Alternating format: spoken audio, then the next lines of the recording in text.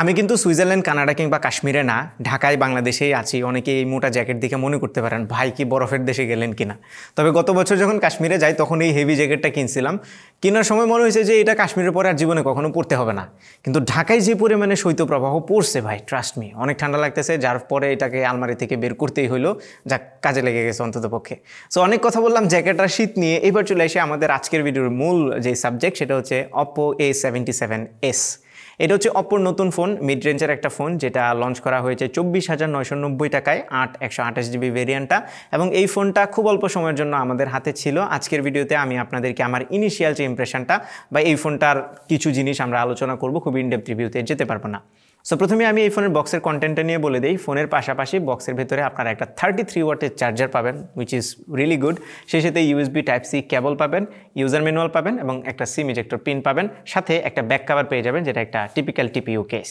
ফোনের ডিজাইনটা একদমই ইউজুয়াল, এক্সেপশনাল কিছু না হলেও এটা প্রুভেন। সো এই টাইপের ডিজাইন বেশিরভাগ মানুষই পছন্দ করে, আমার কাছে খারাপ লাগছে না। প্লাস্টিক বিল্ডের ফোন, তবে হাতে নিয়ে চিপ ফিল একদমই হয় না। সেই সাথে এটার যে ফ্রেমগুলো আছে সেগুলো স্লাইটলি বক্সিয়ার শেপের, সো হাতে নিয়ে মোটামুটি কমফোর্টেবল লাগে। ওয়েট ডিস্ট্রিবিউশনও ফোনটা ঠিকঠাক আছে এবং খুব একটা হেভিও না। সেই সাথে এই ফোনটা দুইটা কালার ভেরিয়েন্টে পাওয়া যায়। আমার হাতে এটার ব্ল্যাক কালারের ভেরিয়েন্ট আছে, স্টারি ব্ল্যাক, আর একটা অরেঞ্জ কালারের ভেরিয়েন্ট আছে, সেটাও দেখতে একটু ভাইব্রেন্ট এবং কালারফুল মনে হয়। আপনারা চাইলে সেটাও চুজ করতে পারেন। ক্যামেরা হাউসেও খুব বেশি নতুনত্ব নেই, বাট আবারও বলছি দেখতে কিন্তু খুব একটা খারাপ লাগছে না। আমরা নিচের দিকে USB Type-C পোর্ট পেয়ে যাচ্ছি, সিঙ্গেল বটম ফেসিং স্পিকার পাচ্ছি, যেটা এনাফ লাউড ছিল, মোটামুটি ভালোই সাউন্ড প্রডিউস করে। 3.5mm অডিও জ্যাক এবং প্রাইমারি মাইক্রোফোনটাও নিচের দিকে আছে। উপরের দিকে কিছু নেই। বাম পাশে ভলিউম বাটন দেওয়া হয়েছে, সাথে একটা সিম কার্ড ট্রে আছে, যেখানে দুইটা সিমের পাশাপাশি আপনারা ডেডিকেটেড মেমোরি কার্ডের স্লটও পেয়ে যাবেন। আর ডান পাশে পাওয়ার বাটন এবং ফিঙ্গারপ্রিন্ট স্ক্যানার একসাথে রাখা হয়েছে, যে ফিঙ্গারপ্রিন্ট স্ক্যানারটা মোটামুটি ফাস্ট এবং অ্যাকুরেটলি কাজ করছিল, খুব একটা ডিলে করছিল না। বাই দ্য ওয়ে, এটাতে IP54 ওয়াটারের ডাস্ট রেজিস্ট্যান্স রেটিং আছে। যদিও এটা একদম ফুললি পানির নিচে গিয়ে সাঁতার কাটতে পারবেন না, তবে হালকা বৃষ্টিতে ভিজে যাওয়া বা হালকা ছিটাফোটা এগুলোতে সমস্যা হবে না। এবার চলে আসি ডিসপ্লেতে। সো এই ফোনটাতে 6.56 ইঞ্চের একটি HD+ রেজুলেশনের, মানে 720 রেজুলেশনের একটা IPS LCD প্যানেল ইউজ করা হয়েছে, যেটাতে হায়ার রিফ্রেশ রেট আছে, মানে 90 Hz রিফ্রেশ রেট, এবং উপরের দিকে ইউ শেপের একটা ওয়াটার ড্রপ নচ দেওয়া হয়েছে। নাও HD+ রেজুলেশনের ডিসপ্লে এই প্রাইসে ডেফিনেটলি একটু বেমানান। আমরা ফুল HD রেজুলেশনের ডিসপ্লে এখানে এক্সপেক্ট করতে পারি, অথবা এখানে কিন্তু অনেকে অ্যামোলেড ডিসপ্লেও এখন এক্সপেক্ট করবে IPS এর বদলে।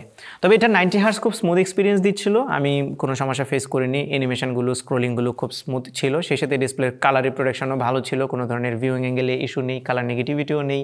টাচ রেসপন্স খুবই ভালো, এনাফ ব্রাইট এই ডিসপ্লেটা। বেশিরভাগ মানুষই ব্রাইটনেস নিয়ে কমপ্লেন করবে না, তবে কমপ্লেন করবে এই ইউ শেপের নচটা নিয়ে। এখানে একটা কাট আউট দিলে কিন্তু আরেকটু মডার্ন লাগতো, এবং রেজুলেশনটা যদি আরেকটু বাড়ানো যেত, ফুল HD রেজুলেশন দিত, তাহলে এই ডিসপ্লেটা কিন্তু আরও বেশি দুর্দান্ত হতো। পারফরমেন্স সেগমেন্টে এই ফোনটাতে কোয়ালকম স্ন্যাপড্রাগন 680 প্রসেসর দেওয়া হয়েছে, যেটা মোটামুটি ডিসেন্ট পারফর্ম করছিল। খুব খারাপও বলা যাবে না, আবার খুব ভালোও বলা যাবে না। এবং 680 প্রসেসরটা কিন্তু টেস্টেড এবং প্রুভেন, সো এটাতে ভালো পারফরমেন্স এক্সপেক্ট করা যায়। ডে টু ডে লাইফে কিন্তু আমি কোনো ধরনের স্টার্টার কিংবা হিকআপ খেয়াল করিনি।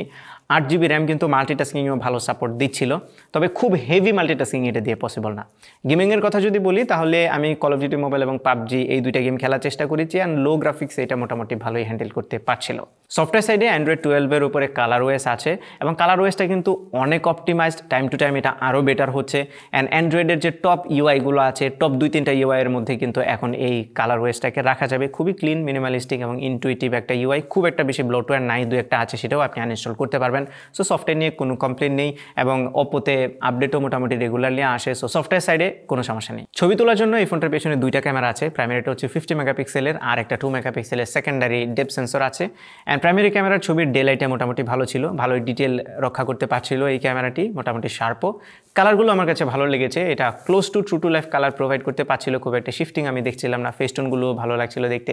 পোর্ট্রেট মোডেও কিন্তু খুব ভালো পারফর্ম করছিল। অপ্পোর ফোন টাইম টু টাইম পোর্ট্রেটে অনেক ইমপ্রুভ করছে। এখানেও এজ ডিটেকশন, ব্যাকগ্রাউন্ড ব্লারিনেস সব কিছু একদম অ্যাকুরেট ছিল।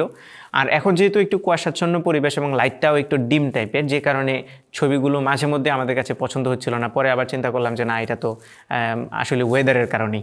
তবে ছবি বেশ ভালো, এটা বলাই যায়। এবং এটা যে সামনের ক্যামেরাটা আছে, এটা হচ্ছে 8 মেগাপিক্সেলের। 8 মেগাপিক্সেলের ছবিগুলো মোটামুটি ভালো আসে, আর ডিটেল ভালো থাকে। আবারও বলছি, কালারটা কিন্তু খুব ভালো প্রডিউস করতে পারে, রিপ্রডিউস করতে পারে, এই জিনিসটা ভালো লেগেছে। সো সেলফিগুলো সোশ্যাল মিডিয়াতে শেয়ারেবল।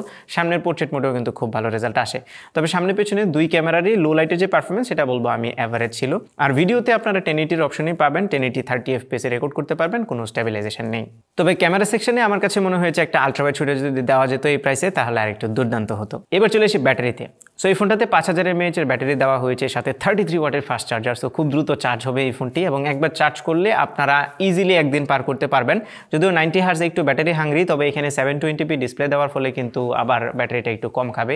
সব কিছু মিলে একদিন আপনারা ইজিলি এক্সপেক্ট করতে পারেন, আর যদি একটু লাইট ইউজ করেন তাহলে 1.5 দিনের মতো ব্যাটারি ব্যাকআপ এটা থেকে পাবেন। সো যারা একটু ব্যাটারি ব্যাকআপের দিকে ফোকাস করছেন তারা নিঃসন্দেহে এই ফোনটা চুজ করতে পারেন। শেষ করার আগে জানিয়ে দেই, অপ্পোর এই A77s ফোনটা কিন্তু প্রি অর্ডার করতে পারবেন। আপনারা চাইলে প্রি অর্ডারে বেশ কিছু গিফট পেয়ে যাবেন এবং এই ফোনটার মডেল নাম্বার যেহেতু A77 অনেকটা লাকি নাম্বার, তাও দুইটা আছে। সো আপনিও লাকি হয়ে যেতে পারেন।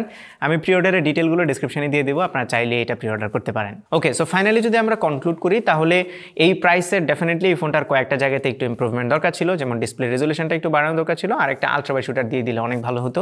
তবে এই ফোনের ডিজাইনটা খুবই সুন্দর, ব্যাটারি ব্যাকআপ অনেক ভালো, পারফরমেন্সও মোটামুটি ডিসেন্ট। সো এই ব্যাপারগুলো যদি কনসিডার করেন তাহলে এই ফোনটা রিকমেন্ড করাই যায়। এই ছিল আমাদের আজকের ভিডিও। আশা করি ভিডিওটি আপনাদের ভালো লেগেছে। যদি ভালো লেগে থাকে তাহলে ভিডিওতে একটা লাইক দেবেন, কমেন্ট করে জানাবেন কেমন লাগলো। আপনার ফ্রেন্ডদের সাথে শেয়ার করতে একদমই ভুলবেন না।